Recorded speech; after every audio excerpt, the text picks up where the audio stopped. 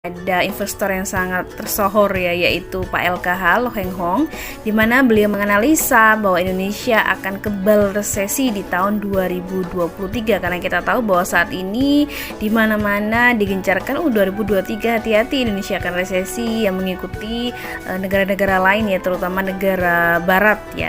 Tapi Pak LKH masih optimis nih dengan ekonomi Indonesia di tahun depan. Untuk diketahui ya, ilustrasi resesi ekonomi global di tahun depan itu OECD memperkirakan pertumbuhan PDB global menjadi separuhnya nih daripada tahun 2021.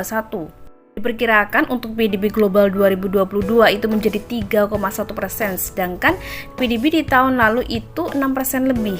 Ada 3 alasan yang membuat Pak LKH ini optimis dengan ekonomi Indonesia di tahun depan. Nah, ini dia alasannya ya. Yang pertama, dari ekspor komoditi Indonesia yang melimpah dalam beberapa waktu terakhir ya, seperti pertambangan batu bara, olahan nikel ya, kemudian CPO dan sebagainya. Belum lagi yang minyak mentah gitu ya. Sementara itu alasan kedua, beliau melihat bahwa bank-bank di dalam negeri saat ini itu mengantongi laba yang cukup besar. Nah, ini memang kita bisa lihat ya untuk laporan di kuartal terakhir ya, kuartal 3 yang kita terima itu memang hampir semuanya bank, terutama bank-bank besar di Indonesia ya, BMRI, BBCA, BBRI, BBTN ya, banyak sekali itu malah mengalami kenaikan laba yang signifikan. Ya, beliau memaparkan nih misalnya seperti BCA ya, labanya 28 triliun selama 3 kuartal di 2023, Bank Mandiri 30 triliun. Kemudian BBRI malah lebih dahsyat lagi nih, 39 triliun. Nah, dari sini beliau menilai bahwa jika Indonesia mau resesi maka bank-bank itu harusnya sakit gitu. Namun faktanya kondisi perbankan justru baik-baik saja, bahkan membaik ya.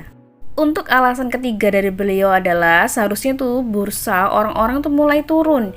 Dia menuturkan bahwa jika resesi, bursa biasanya sudah terjun bebas duluan, baru kemudian diikuti oleh resesi.